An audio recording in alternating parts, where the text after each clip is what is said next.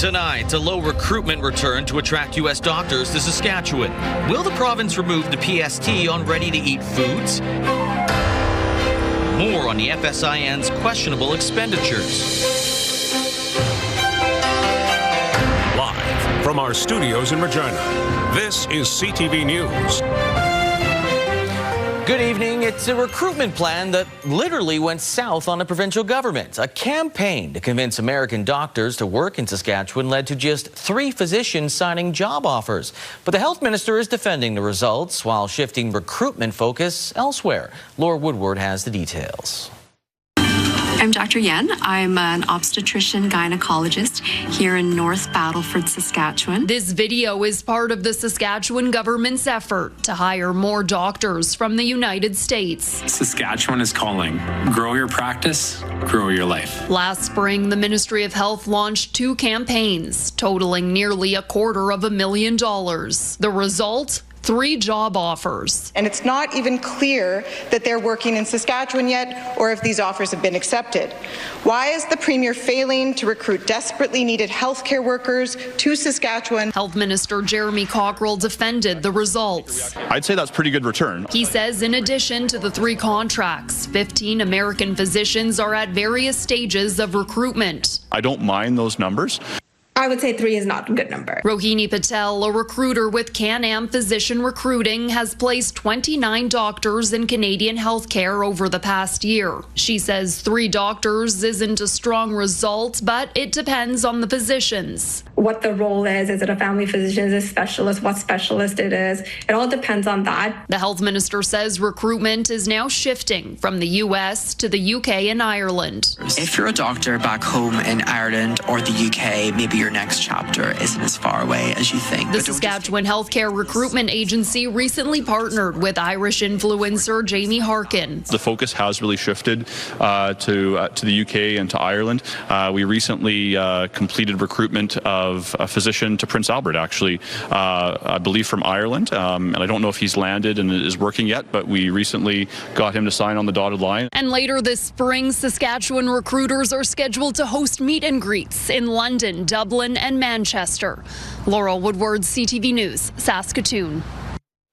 Now, the province isn't just focusing on current health workers. They're also trying to build interest in the sector with the next generation. As Donovan Mace tells us, they've teamed up with the Sask Distance Learning Center to create a special class for high school students. A new high school course hopes to get students hooked on healthcare. The intention of the course is to be able to provide that exposure, provide some information to students so that they know what kind of options exist out there. Health Careers 20L will give high school students from grades 10 through 12 insight into what healthcare professionals do on a daily basis and all the opportunities a career in the sector can bring. It doesn't focus in or hone in on any specific career or profession in particular, but students will have the opportunity to get a high-level understanding and some learnings around things like medical imaging and diagnostics, nursing. Developed in collaboration with the Saskatchewan Distance Learning Center, Ministry of Health, Virtual Health Hub, and post-secondary institutions, students will get all the skills they need to get started on a career path in health care. And with the virtual options through the DLC, students may take this class from anywhere in the province. We see lots of opportunity to expand the program into those more specific needs, especially at the grade 12 level as kids are getting ready to make that post-secondary choice. So we see this as a great opportunity to help them learn about those careers. The government hopes it is a jumping off point for young people to get interested in a career in healthcare, and in the long term keeps healthcare workers from Saskatchewan working in the province. In hard to recruit professions, making sure that we have those seats within the province, and then after kids are done those programs, ensuring that we have the right incentive programs, that they stay in Saskatchewan and they take a position in one of our healthcare facilities, and even better if it's in one of our rural or northern communities as well. Enrollment for in-person and DLC versions of the class is already open for the 2026-27 school year. Donovan May, CTV News, Regina. A Regina plasma clinic has been investigated for improper actions according to Health Canada. The Griffles Clinic in East Regina, formerly Canadian Plasma Resources, was found to have areas of non-compliance. According to Health Canada, public health officials have received an action plan to address the issues, but did not specify what the issues were. The clinic was allowed to stay open after Health Canada found that the integrity of the blood components drawn were not compromised. Scott Moe is joining 3 other premiers in calling on a prime minister to give provinces more say in appointments of higher-level judges. Moe, along with the premiers of Alberta, Quebec and Ontario, want Ottawa to allow provincial governments more say in appointing superior and appeal court judges. In a joint letter, the 4 premiers said they want Ottawa to choose court appointments from a pool of candidates recommended and approved by provincial governments. Here in Saskatchewan, the proposed changes would impact Court of King's Bench and the Court of Appeal. The Saskatchewan government is facing pressure from the NDP opposition to take steps to reduce the cost of groceries. The NDP wants the PST removed from ready-to-eat foods at supermarkets. It follows today's announcement by the Manitoba government that it will remove a similar tax in that province. Wayne Mantika has the details. The NDP has long pushed to have the PST lifted from prepared grocery items like rotisserie chicken. It works out to about 72 cents per chicken. Still, this premier chose to keep his $25 million a year tax on groceries year after year. It's still contained in this year's bad news budget. This tax to help him pay for the financial mess that he's created in this province. The NDP also identified what it felt was an inequity in how the grocery tax is applied. Granola bars in a package of 5, those are taxed. Someone's paying tax on top of this smaller allotment, but if they buy the same bars in a number of 6 or more, there's no tax on those. The Manitoba government will become the first in Canada to remove the PST on prepared foods beginning July 1st. The Saskatchewan government doesn't recognize rotisserie chicken as a grocery item. First, I would make the comment that there is no PST on groceries in this. The Saskatchewan government says it's helping consumers in other ways. It says a family of 4 earning $100,000 per year pays $5,968 in provincial tax annually. That's compared to $88.55 in Manitoba. That's a $3,000 spread, Mr. Speaker. I didn't do the math on that, Mr. Speaker, but that's a whole bunch of rotisserie chickens, let me tell you that. The NDP is also calling on the province to temporarily suspend the PST on fuel at the pumps. It's 15 cents a litre. Other provinces like Ontario, Manitoba and Newfoundland have taken similar measures at various times. Saskatchewan says the PST in this province goes toward road repair and it needs the revenue. Wayne Mantika, CTV News, Regina. Regina's Central Library project could be facing delays as city finances are under the microscope. City Council will look at a new report showing Regina's borrowing room could fall to just $13 million by 2028. Current debt covers big projects like Mosaic Stadium, water upgrades, and the indoor aquatic facility. The library could fund a new central branch by keeping the current mill rate, raising it, or using reserves to renovate the existing building. Each choice impacts timing, city debt, and library services. Council will receive the report tomorrow on all that is the library.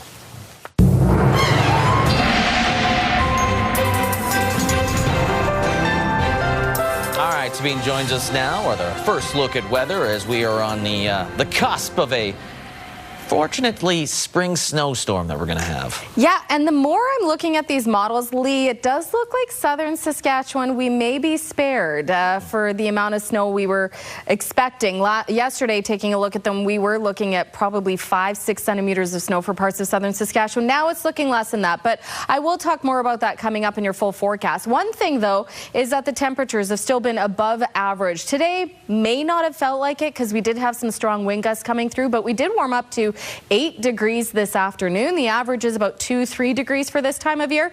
And that is going to continue at least for another day before we get into some below zero temperatures on Thursday. But that's looking like all of Saskatchewan will see that. I'll talk more about that coming up in your full forecast, along with how much snow we can expect in southern Saskatchewan. Lee? All right, thank you very much. Well, we're learning more about the concerns around the FSIN's financial audit that was Ottawa ordering the organization to repay about $29 million. As Keenan Sorokon tells us, some of that questionable spending involves Dawn Walker, who faked her own death along with her son back in 2022.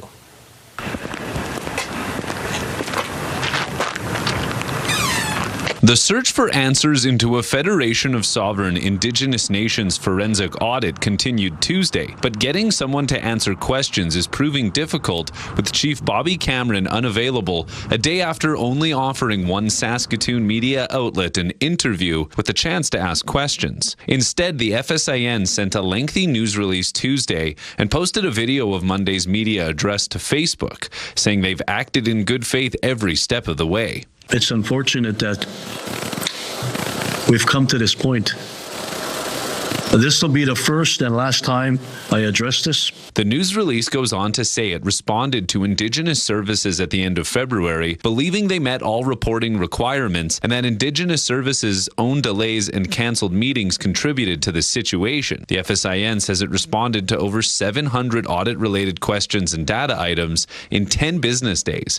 It also says the unsupported COVID PPE spending was delivered, and the staff who put their health at risk to deliver the PPE should be celebrated and not denied. I think the band members and even the taxpayers in Saskatchewan have to see some sort of accountability other than FSIN saying we're going to review some policies in response to this significant forensic audit result. The FSIN says it remains committed to transparency and accountability. However, that accountability must be grounded in fairness, consistency, and respect for the treaty relationship. Cameron says Canada wasted 2 years and a ridiculous amount of money pursuing a forensic audit based on misinformation and a political stunt. Keenan Sorokon, CTV News, Saskatoon.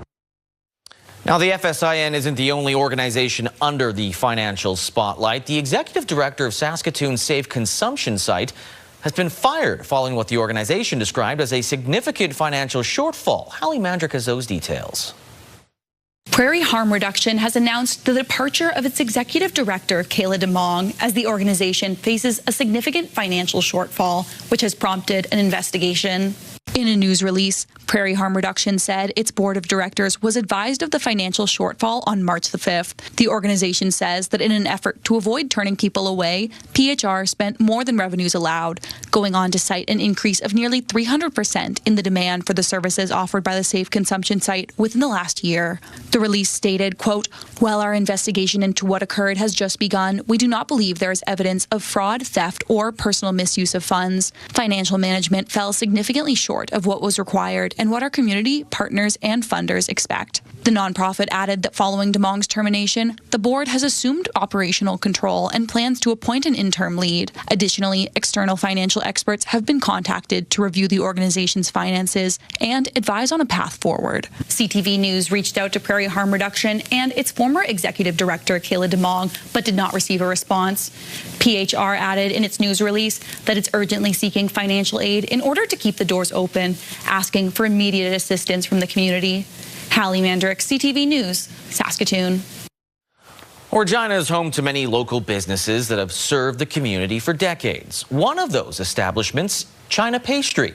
As Sierra de Souza Butts tells us, while the store remains, the original owners are taking their baking skills as they move on to retirement. Tony Wong's love for baking goes back to when he was 18 years old. When he moved from Hong Kong to Regina with his wife Sally in 1993, the two noticed there was something missing. There's no Chinese bakery here that time. Yeah, so, that is what he loved to do, the baking.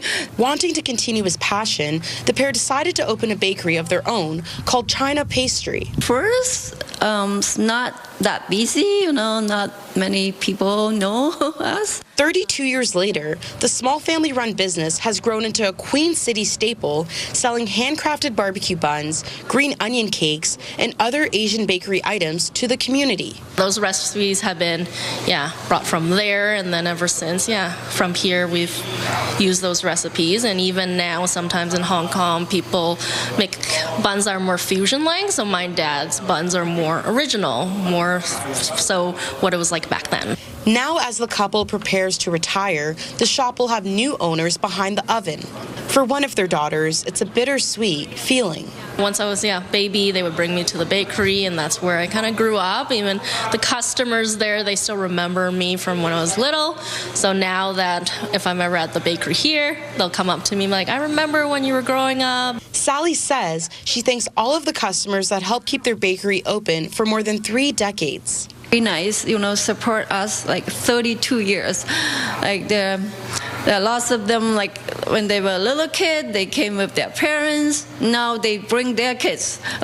With new ownership taking over, the shop will be temporarily closed, planning to reopen on April 4th. Sierra D'Souza Butts, CTV News, Regina. Ahead, the investigation into the deadly Air Canada crash in New York is underway, and travel troubles are putting pressure on U.S. lawmakers to stop the partial government shutdown.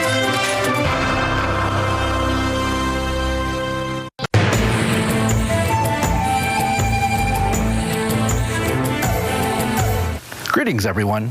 For many living on a First Nation in Canada, gaining a post-secondary education or training requires leaving home. White Bear First Nations is now developing and building a program focused on the future, which could someday allow many of their members to obtain the training and the jobs they want while staying closer to home. Andrew Kikakaway is helping set up a computer lab, which will one day be a space for students to learn the skills needed to pursue jobs in information technology closer to home. Located on White Bear First Nations, the first set of students will be from here. Kikakaway says it's the right sector to get into right now. Today, the future is actually going towards more electronics, such as servers, computers, and it keeps evolving with every passing year, but it's every few months you see something new that's happening. Kikakaway, who's originally from White Bear, moved to Toronto to study IT at Humber Polytechnic. The Institute is a key partner in the Hub's creation and will be a part of the early stages of this initiative.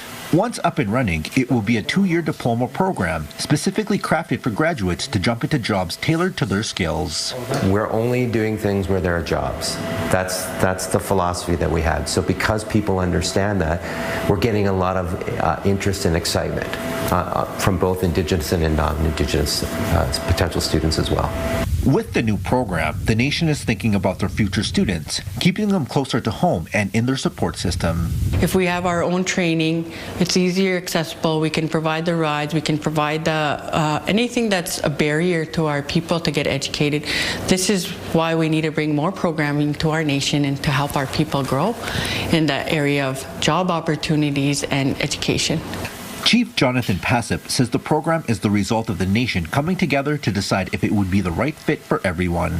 If this is successful, there are ideas of expanding the hub into a trade school with rooms for others to join. We're going to be having more seats available. Some will be allocated for White Bear citizens, but we want to open it up to the community. Anyone that's interested in coming and learning about information technology, having that diploma will be available for everyone. The first class is scheduled to begin in September. If you have a story you would like to see in this segment, here's how to reach us. You can contact me by email, and you can also watch past episodes and segments of Indigenous Circle on our CTV Regina and CTV Saskatoon websites. Indigenous Circle, brought to you in part by Saskatchewan Indigenous Enterprise Foundation, growing the First Nation entrepreneurial spirit. Investigators with the National Transportation Safety Board began their first full day of examination into that deadly Air Canada Express crash that killed 2 Canadian pilots and injured dozens of others. Among the questions being raised, why did the fire truck not have a transponder to trigger a warning system? Adrian Gabriel has the latest. With the twisted, tangled wreckage of Air Canada Express Flight 8646 still strewn across LaGuardia Airport's runway 4, new details today on the tragic chain of events. The U.S. Port Authority fire truck that collided with the Air Canada Express passenger plane didn't have a tracking device on board to alert LaGuardia Airport's surface detection equipment of its location. You have to know where ground vehicles and aircraft are. So in this case, that vehicle did not have a transponder. We're also learning crucial details from the final moments recorded inside the cockpit as the Air Canada flight made its final descent. At 54 seconds, the flight crew acknowledged that the airplane was 500 feet above the ground and on a stable approach. At 25 seconds, Truck 1 requested to cross runway 4 at taxiway Delta. At 20 seconds, the tower cleared Truck 1 and company to cross runway 4. At 9 seconds, the tower instructed Truck 1 to stop. Stop, Truck 1, stop. Truck 1, stop. At least 10 calls to stop went unanswered as air traffic control watched the scene unfold in real time. The impact claiming the life of pilot Antoine Foray, who grew up southwest of Montreal. Foray's brother Cedric sharing this childhood photo on Facebook while writing in part, "Have a good flight, my brother. Oh yes, we've heard the phrase often, but this time it will be the last. You left us again, too soon to say goodbye. I love you, my brother. You can leave with your head held high." At Seneca College campuses today, Canadian flags are at half-mast for co-pilot Mackenzie Gunther, who graduated with honors in aviation technology. There are also stories of survival. Flight attendant Solange Tremblay suffered multiple leg fractures after she was ejected from the aircraft while still strapped to her jump seat. Her family calling her survival miraculous. Aviation experts believe the pilots may have saved the lives of dozens of passengers. The crew, in my opinion, heroically did what they could to slow the aircraft down and to lessen the impact. This comes as confirmation that 3 Canadian Transportation Safety Board inspectors arrived at the crash scene this morning to work in lockstep with their U.S. counterparts. They are entitled to tour the wreckage. They also have access to most of the recorded information that will be collected during the investigation. As for the flight data recorder, analysis on that is expected to begin today, with a transcript of the cockpit voice recorder released tomorrow. Adrian Gobrel, CTV News, Queens, New York. There are signs of quiet diplomacy aimed at lowering the temperature in the Middle East as war rages between Iran and the U.S. and Israel. 3 Pakistani officials and an Egyptian official say the U.S. has agreed in principle to join talks in Pakistan. They add that mediators are still working to convince Iran to join the talks. Iranian officials remain defiant, vowing to, quote, fight until complete victory. Meanwhile, in Ukraine, there was a massive drone and missile barrage on civilian areas of the country overnight and into today. 8 people were killed, several dozen injured. Ukraine's Air Force says Russia fired more than 550 drones during the day and about the same number overnight, as well as cruise and ballistic missiles. Ukraine says the enemy is also trying to break through frontline defenses in several key areas. Some experts believe a spring-summer offensive appears to have begun. TSA checkpoints, long lines, and a partial U.S. government shutdown dragging on for nearly a month has meant misery for the traveling public. As Joy Malbin tells us, there's pressure on U.S. lawmakers to get a deal done. Take a look at some major American airports. Massive lineups snaking outside terminals and security grindingly slow. TSA agents have gone a month without pay. Many aren't showing up, and hundreds have already quit, thanks to a partial government shutdown. Oh my God, this is insane. I mean, I've never experienced anything like this. It's crazy. It's insane. I mean, I've never seen an airport like this. President Donald Trump sent ICE agents to some of the busiest airports. Without training on airport X-ray machines, all they can really do is control crowds. Put these people back to work, man. Get them paid. Obviously, you know, people deserve to get paid. You know, I hate that they hold people hostage. Democrats refuse to fund ICE and Homeland Security until changes are made to the president's hardline immigration operations after 2 Americans were killed in Minneapolis. It's a simple solution, Donald Trump. Pay the TSA workers, so you don't have to bring ICE agents in there. But the president said he doesn't do deals with Democrats. And as frustration boils over, from missed flights to waits up to 4 hours or more, this checkpoint chaos and safety concerns about air traffic control staffing shortages is just another reason Canadians are taking a hard pass on visiting the U.S. Stats Canada reports return trips from the U.S. plunged 22% from the year before, driven by politics, tariffs, tariffs and a weak Canadian dollar. Lawmakers are working on a compromise deal that would fund Homeland Security, except ICE, and end this travel chaos. But the president, he didn't seem too enthusiastic about it. Joy Melvin, CTV News, Washington. Coming up, a local dance studio is creating a program to show that dance is for everyone.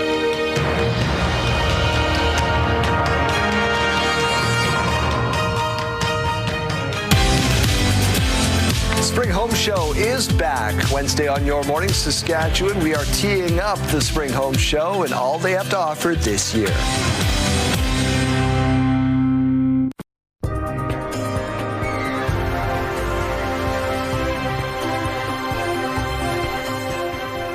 All right, welcome back. Let's take a look at what your forecast is looking like heading into, it's Tuesday, into the rest of this week. I was going to say the weekend, but we can talk about the weekend coming up as well. For the most part, it was an above seasonal day, currently sitting at 7 degrees with the winds much calmer than what we started out the day with. Wind gusts were close to about 55, close to 60 at times, gusting. So we did have a windy day today. Temperatures, though, well above average. Didn't really have to worry too much about the wind chill, but other parts of the province, more so in central Saskatchewan, did. And also in west central Saskatchewan, we're seeing some of these snowfall warnings. Localized areas could see as much as up to 20 centimeters of snow. I shouldn't say most, many areas are also expecting to see close to about maybe 10 to 15 centimeters of snow. I'll show you more of that in your accumulation coming up here. Northern Saskatchewan still dealing with some cold warnings up there, but this is the system that's going to be bringing all that precipitation into Saskatchewan. We're starting to see it already. So closer to the southern border, the precipitation is looking like more so wet snow, rain, a little bit of that freezing rain mix. And then just north of, I want to say Regina could see some of the snow. Well, actually, let's take a look on the map there. So this is what we've got going into this evening. Swift Current, Maple Creek, Assiniboia seeing more so rain. Swift Current and north of that, all the way up to the Lloydminster area, expecting to see more so snow. Now, as that system continues on throughout the evening, yeah, it looks like we're going to see more so the snow, wet snow effect in the Regina area. Down in Estevan, we could see more of a freezing rain mix. Freezing rain is something to be very mindful of, especially in the southeast. So keeping an eye on the highway hotline, actually, regardless of freezing rain or not, because we're going to see quite a bit of snow coming through the area if you are traveling anywhere in southern and into central Saskatchewan over the next couple of days. That system expecting to completely clear out later in the day Wednesday by early evening into the overnight. But as we're heading into that overnight, we'll see more snow arriving in the southwest. You can see Maple Creek could start to see a little bit of that scattered precipitation and then more of it arriving by Thursday morning. So what does that mean in terms of snowfall totals, especially for southern Saskatchewan? And I mean, more than just southern Saskatchewan. Let's take a look. So between now into tomorrow morning, similar to what that path that system is taking coming from Alberta, up to about 6 centimeters of snow for the Saskatoon North Battleford area, 7 for Lloydminster. Trace amounts for southern Saskatchewan areas like Swift Current, Moose Jaw, Regina, looking at about 1 centimeter, 4 for Yorkton. And then as we continue into about Thursday morning, we'll see some areas climb a couple more centimeters in snowfall totals. And then it's the southwest by Thursday where we see Maple Creek, Swift Current getting up to about 3-4 centimeters of snow. By the time we get into the weekend, though, we're expecting mainly sunny conditions for many parts of southern Saskatchewan and temperatures warming up quite a bit as well. Tomorrow, though, we're back still cooler than seasonal for many areas, including North Battleford, Yorkton -11, tomorrow -12 for Saskatoon, but then much warmer, above average for areas in the southwest. 8 degrees for Maple Creek, 3 for Swift Current, -2 for Moose Jaw, and then into seasonal range as well. Weyburn 3 degrees, 5 for Estevan, 7 for Assiniboia, Regina, -2 tonight. Warming to 4 degrees, and here's a quick look at your next 7 days. So 4 degrees on Wednesday. I shouldn't say everywhere, many areas in Saskatchewan on Thursday, we're going to see some Arctic air coming through, so we will be colder than average. But then we see a warm-up return. And also, do want to point out, we're going to see some strong wind gusts continuing as we head into the weekend. So Friday, sunny, 3 degrees, winds gusting up to 50, staying in that range for Saturday, mainly sunny, but 7 degrees is the expected high for both Saturday, Sunday. By the time we get into Monday, strong wind gusts continuing, 6 degrees and a mix of sun and cloud. And by Tuesday, the winds just want to stick around for us in southern Saskatchewan, gusting up to 55 with an expected daytime high of 4 degrees. So we will see those temperatures back into seasonal range. Thursday's looking like a chilly day, and tomorrow, wet, rainy, snowy. a whole mix. But less snow than we were expecting. So remember, even in the Yorkton area, we were looking at double digits, but that's not the case anymore. That's a good sign. And by the time that system comes through tonight, it could even weaken a little more than that. But sometimes those systems are hard to gauge what mood they're in. Okay. Thank you very much, Sabine. You bet. Whether it's David Bowie's Let's Dance or Lady Gaga's Just Dance, the message is pretty simple. Dance is for everyone. It's that mindset that has led a local dance studio to start an initiative to help break down barriers. Damian Smith explains.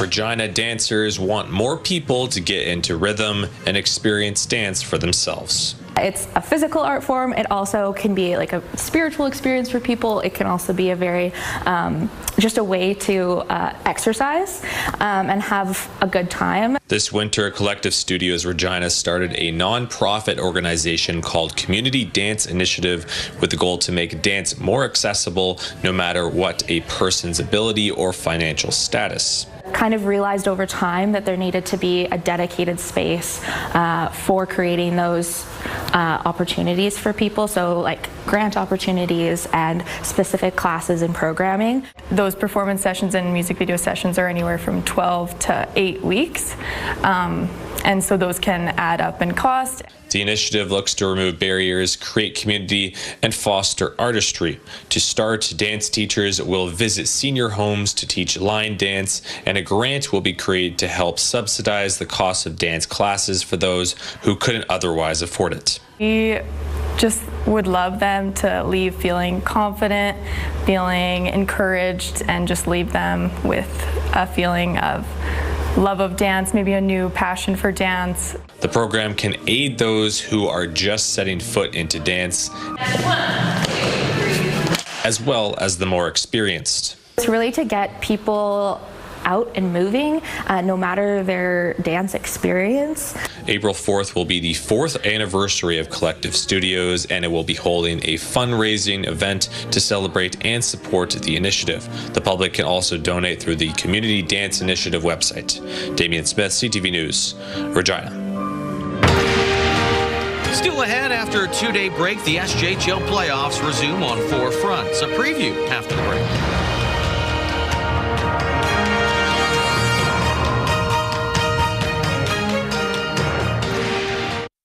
With the series tied at 1, the scene shifts to Melville tonight for Game 3 of the SJHL quarterfinal series between the Millionaires and the Yorkton Terriers.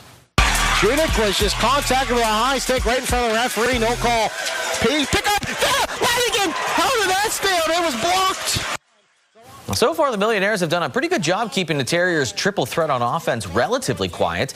Gabriel Korshane, Jai Zawatsky, and William Leonard have combined for just 6 points in 2 games, while Mills goaltender Matt Spencer-Dahl, a .949 save percentage, second best in the SJL playoffs right now. Game time at the CN Community Center is 7 o'clock. Comes Weyburn over the Hawk Blue. That rink-wide pass. Bouncing around. In front, they score. Aiden Mohan slides it between the legs of Gage Roberts. Yes, in Weyburn, the Red Wings will host the Nipawin Hawks in Game 3. Series tied at 1 as well. Will Monroe off to a fast start in the series for the Wings. 4 points in 2 games, while Jack Jensen has leading the way for Nipawin with 4 points as well. Puck drop at Whitecap Resource Center, 7 o'clock as well. Fourth here. Lenny's got it, looking for a lane. He'll dish it off to Olsen instead. Olsen will circle back to the left. One-timer, look out! They score! And Estevan will be rocking for Game 3 of the Bruins series with Flin Flon. Bombers do lead 2-0, but their record is a lot different on the road compared to their 29-0-1 record at the Whitney Forum. Bruins actually almost upset the Bombers on Saturday, losing in double overtime. They're hoping to see that momentum carry on tonight. They'll find out at 7 o'clock, Affinity Place. A flag football official from Regina recently landed a high-profile assignment. Jacob Carr has more on the referee's journey from local youth football to officiating some of the best football players in the world.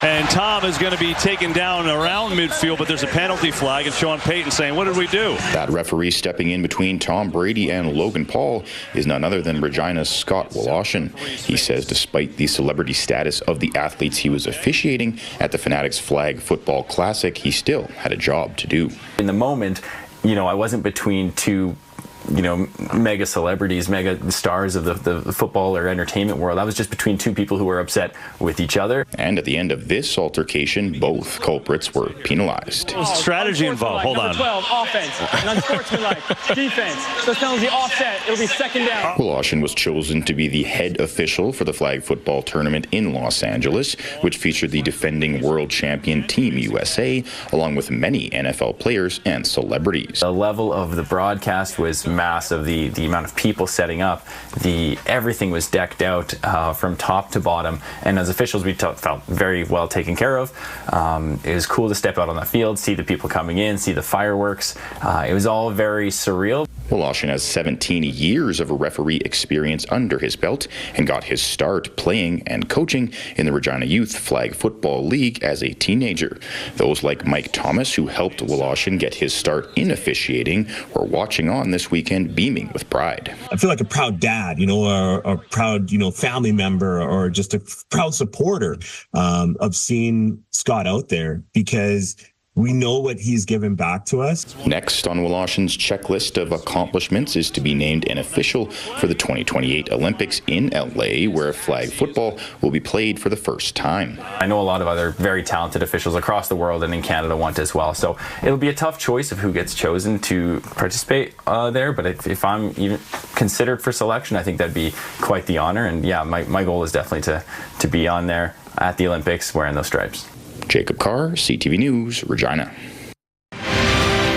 Still ahead, looking into the treatment difficulties of tuberculosis.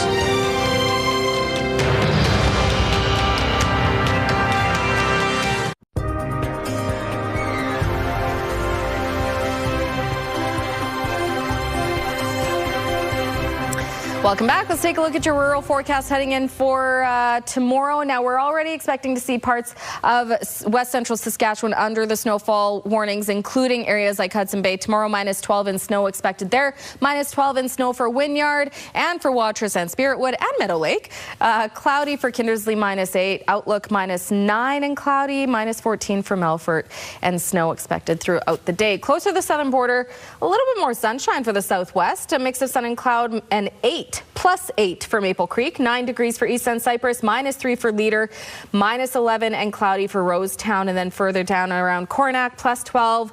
+10 for Rockland, and over in Kenora, -12 and snow. Broadview, snow and -8, and for Lumsden Pilot Butte, 4 degrees, mostly cloudy. If we take a closer look at Siemens, located about 125 kilometers north of Regina, and where internet speeds up to 1 gig are available through SaskTel, expecting up to about a centimeter of snow throughout the day tomorrow. -7 is the expected high. However, a wind chill of about -14 is expected, with the winds up to 35 kilometers an hour.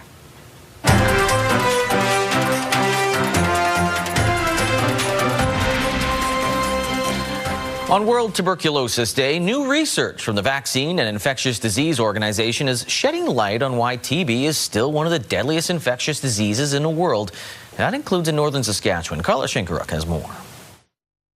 This kind of size. Saskatchewan has some of the highest rates of tuberculosis in the country, affecting the north especially hard. Here on the University of Saskatchewan campus at the labs of the Vaccine and Infectious Disease Organization, scientists are on the forefront of research into tuberculosis, which affects more than 10 million people each year globally.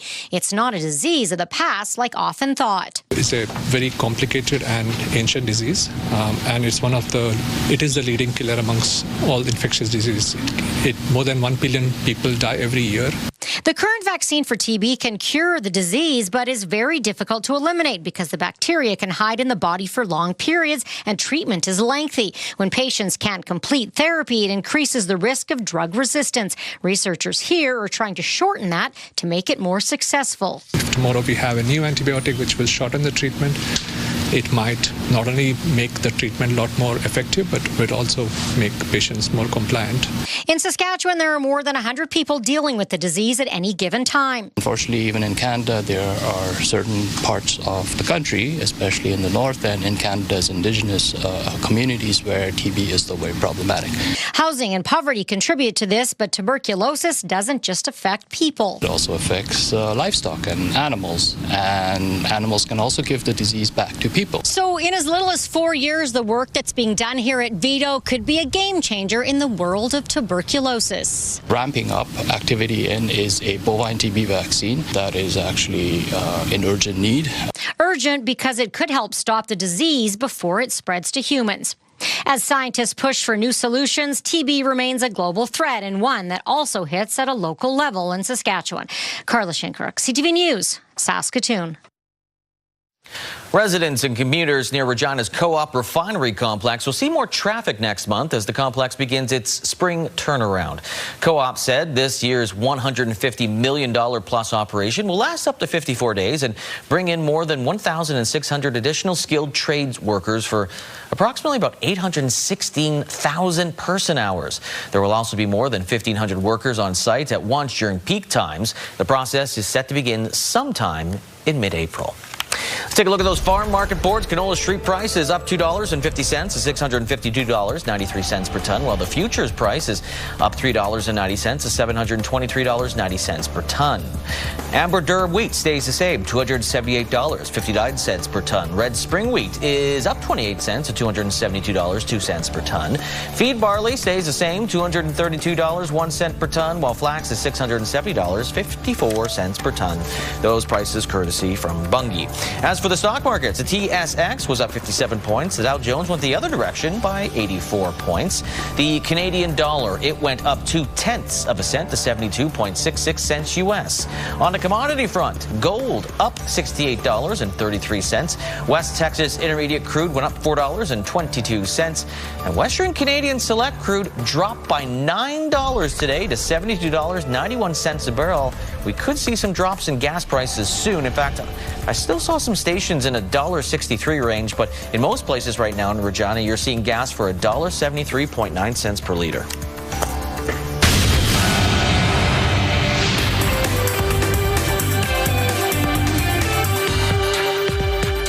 The CEO of Dollarama says the discount chain will try not to pass on price increases to customers.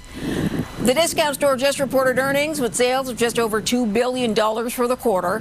But Dollarama is bracing for weaker demand, saying the Iran conflict will likely lead to price increases for any goods that need to be shipped. Dollarama CEO says those costs will permeate the supply chain for at least the next few months. Estee Lauder is in talks to buy Puig. The Spanish company owns brands like Jean Paul Gaultier. Now, if the deal happens, it would create a cosmetics giant with about $20 billion in annual sales. Estee Lauder is trying to better compete against L'Oreal, the world's largest cosmetics brand. Epic Games is laying off 1,000 people. The company behind one of the most popular video games, Fortnite, says it is simply spending more than it's making. The CEO says more competition and weak consumer spending are affecting the gaming industry.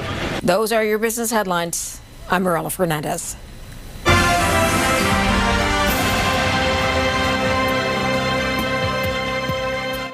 Coming up tonight after the newscast, we have Will Trent, followed by High Potential at 8 o'clock, RJ Decker at 9, and then Best Medicine at 10 o'clock. And then, of course, you've got your national news at 11 and local news with Connor Chan at 11:30. Sabine had to run off quickly. Don't worry, no rest of this Tuesday. I think it was last Tuesday. No, it was Wednesday. I digress. Coming off his live Netflix special last year, comedian John Mulaney is coming to Saskatchewan. Are these things real? They don't sound real. Can we just step back? Mulaney will be performing in Regina and Saskatoon this November. He'll have a show at the Connexus Arts Centre November 14th and TCU Place November 15th. Tickets for both shows will go on sale Friday. Tom Green and Jimmy Carr as well, English comedian, have upcoming shows at both venues. A busy year for getting good comedians to both Saskatoon and Regina. That's all the time I have for your 6 o'clock news. We'll see you tomorrow.